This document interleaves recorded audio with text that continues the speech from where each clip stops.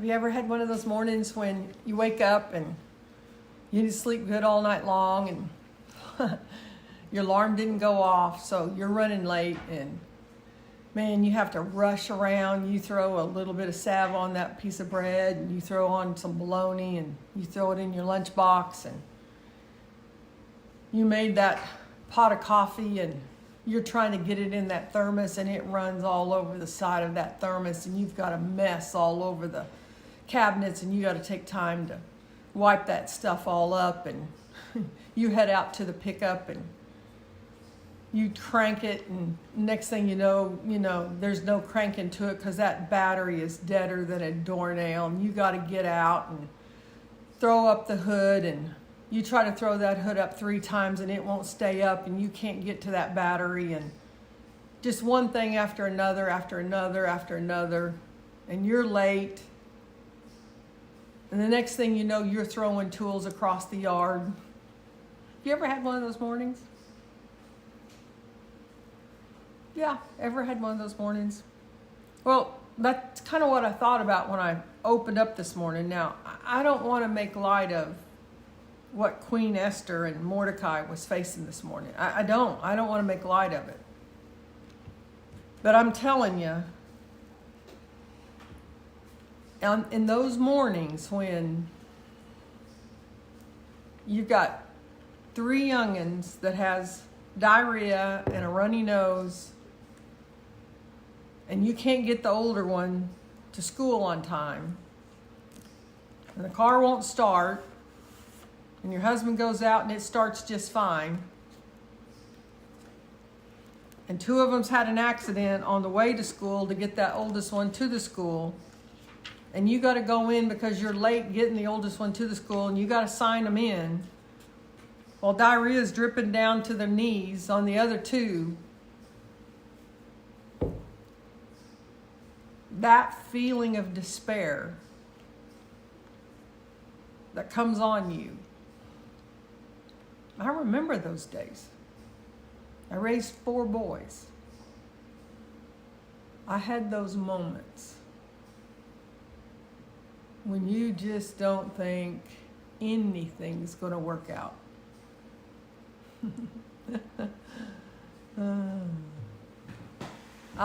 I can't even imagine how Queen Esther felt as she threw herself down in front of King Xerxes. See, she knew the story of the prior queen. What's the prior queen's name? I never can remember. Vashti. See, Vashti got set aside for not showing up, let alone coming before him when she wasn't called. There was traditions, there were rules in place that wasn't to be broken. And Queen Esther was breaking them all. Yeah. I mean, that feeling of despair that we get, that life gets overwhelming. Life was overwhelming to Esther and to Mordecai. I mean, Mordecai was on the outside looking in.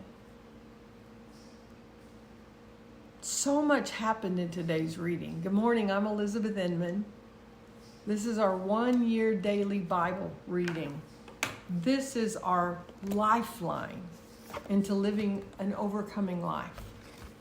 When life gets overwhelming, when you don't know what you're going to do today, I mean, one thing after another happens. And it's like, how's this going to work out? Who's going to answer the phones today?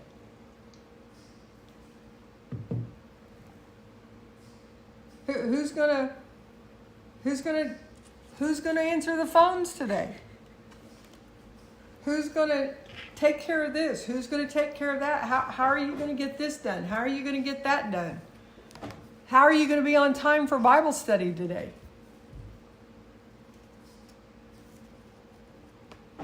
There's a lot at stake today. And you open up the book and you're reading about Queen Esther.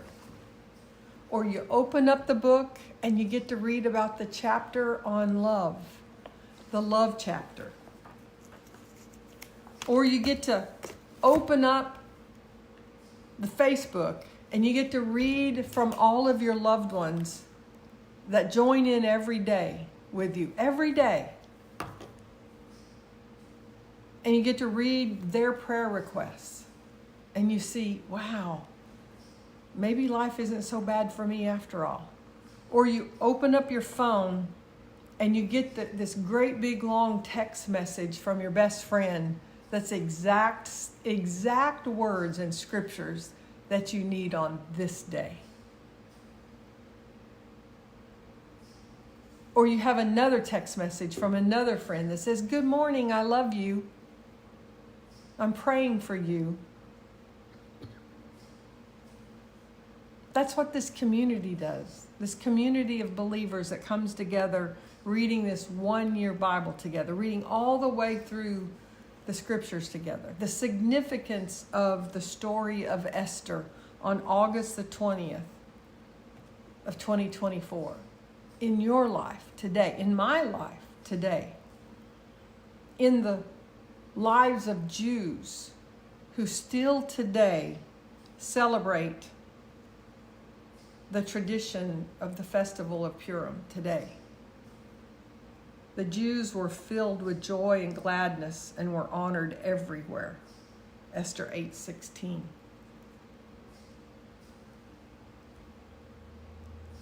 A woman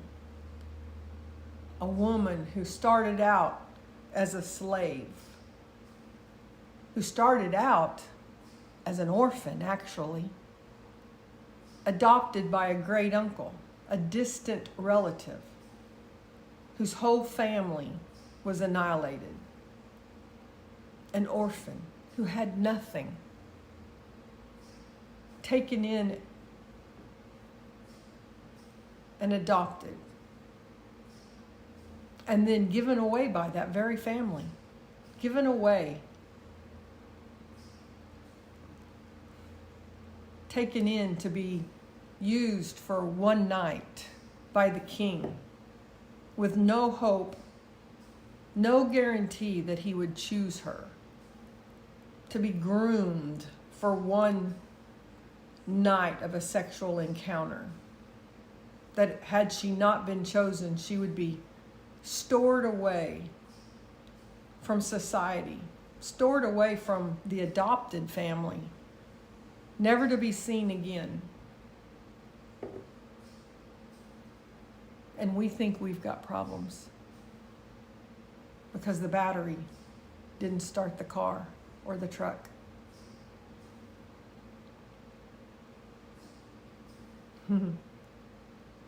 And yet, it's one of the most famous stories still to this day. Do you think in those moments, Esther thought her story was being written down? That it would be told over and over and over again, and it would stand the test of time? What if your story is being written down and your story would be told over and over again and would be used as a testimony of courage, a testimony of God's faithfulness? Has God been faithful to you? You're still here.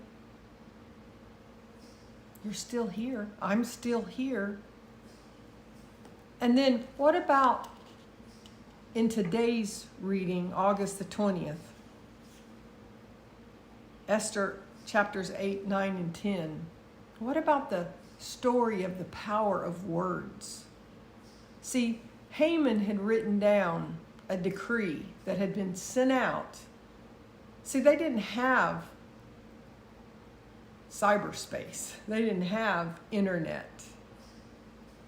They didn't have printing presses that would duplicate the proclamation that went out stating that the Jews would all be killed on March the 7th Oh no, the proclamation got written down in very crude form with a signet ring, with a seal and the signet ring, making it official. And it got sent out and it got proclaimed by the power of the spoken word. And it was spoken over and over and over and over again, all throughout the land, through the spoken word. That's how it was spread, through the spoken word, that all of the Jews would be annihilated, that it would be in the end of that race of mankind.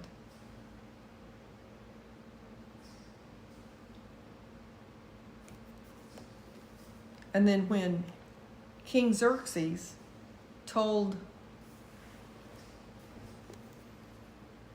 Queen Esther that she could do what she needed to do, whatever she could do, in chapter 8, verse 8, but remember that whatever has already been written in the king's name and sealed with his signet ring can never be revoked. What he was telling her with that is that whatever word has already been spoken cannot be reversed.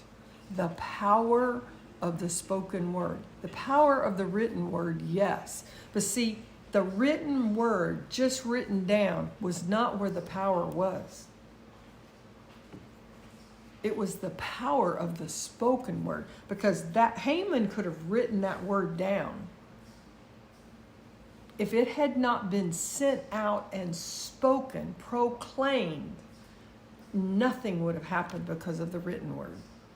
It was the power of the spoken word.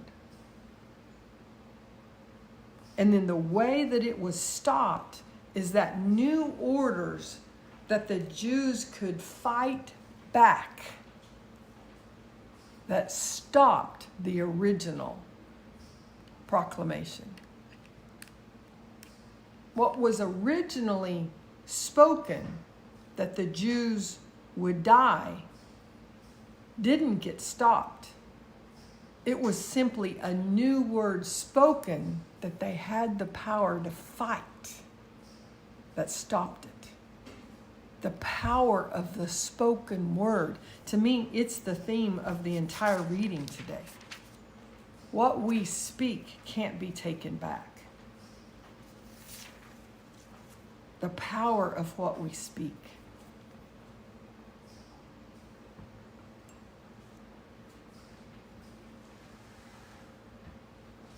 One of the greatest lies we speak is, sticks and stones may break my bones, but words will never harm me. That is the biggest lie. That is the biggest lie. You can't take your words back. You can't take your words back. And when we wake up in a frenzy, and when we start spouting off, what am I going to do? What am I going to do? This looks like a mess. This looks like, and we start in letting that frenzy take hold, take root in our mind, and we allow it to start coming out of our mouth. We just read less than a week ago, we participate with the demons. That was written just the other day. Just the other day, we read that we're participating with the demons, and we participate with them oftentimes with the power of our words. Well, this looks like a mess. I'm going to have a terrible day. This day is going to be a mess. This isn't ever going to work out. I don't know how this is going to work out. But then we can open up our daily reading and read. Don't worry about the wicked. For like grass, they'll soon fade away. Like spring flowers, they'll soon wither. Psalms 37. Today's reading. Trust in the Lord and do good. Then you will live safely in the land and prosper. Take delight in the Lord, and he will give you your heart's desires. Oh, how about saying that instead of saying, this looks like a bad day? This doesn't look like anything's going to work out. Commit everything you do to the Lord. Trust him, and he will help you on this day. Oh, I have somebody who's going to answer the phones today.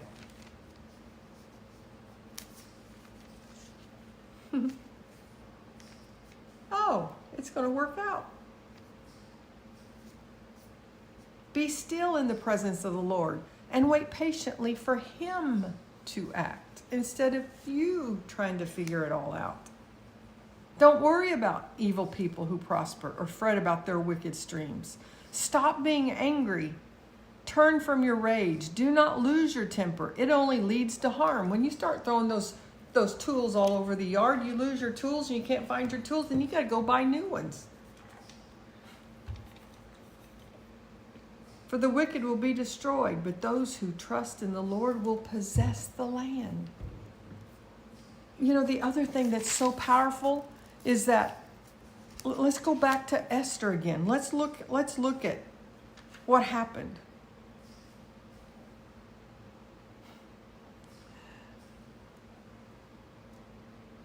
Let's go back to look at chapter 9. What verse are we in? Verse 27. Well, into verse 26. So because of Mordecai's letter and because of what they had experienced, the Jews throughout the realm agreed to inaugurate this tradition and pass it on to their descendants and to all who became Jews. They declared they would never fail to celebrate these 2 prescribed days at the appointed time each year. And then verse 28, these days would be remembered and kept from generation to generation and celebrated by every family throughout the provinces and cities of their empire. This festival of Purim would never cease to be celebrated among the Jews, nor would the memory of what happened ever die out among their descendants. See, they choose to this day to remember what God has done. We would do good when bad things happen or when chaos seems to strike, to simply pause and say, God's gotten me through worse than this. Oh, I remember when God got me through that. I remember when I went through a tough season before. Oh, I remember when the enemy tried to strike that time and God got me through that. I remember when God, instead of focusing in on the chaos of the moment and thinking, I'll never get through this. I mean, that's what our mind tends to do. I'll never get through this. I'll never get through. Well, you're right. I'll never get through this. But God is faithful. God's grace is sufficient. God's never failed me yet. God always gets me through.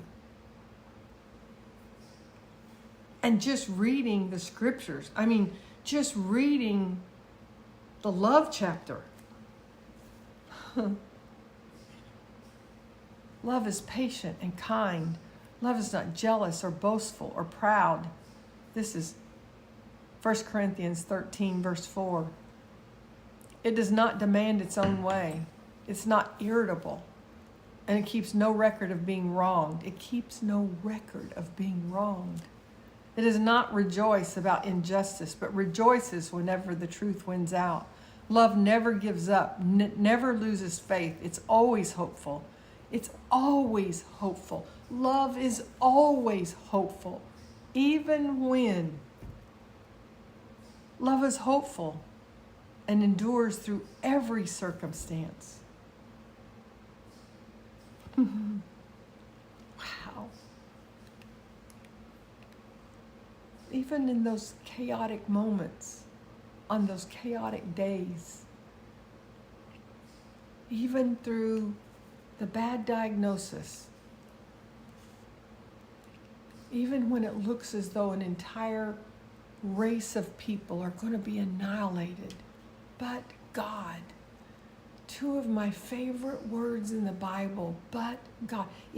Even if you adopted those 2 words to whisper when chaos tries to crowd around you, but God. And when you're in your prayer closet in the morning, like my friend Debbie was this morning,